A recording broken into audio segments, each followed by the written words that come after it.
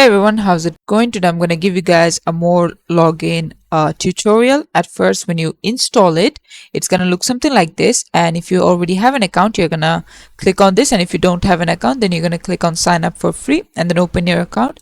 After that, this will look something like this. And now we want to click like open a new profile. So we're going to click on new profile at the top left right over here.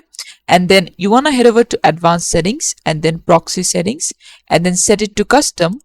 And then if you don't have any proxy setting, you can head over to this website called NetNut and then open an account on there. And after you're done, you're going to head over to settings and then either generate password and then click on account.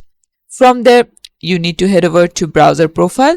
Now, if you are using a proxy type which is HTTP, you want to use gw.ntnt.io and this would be 5959.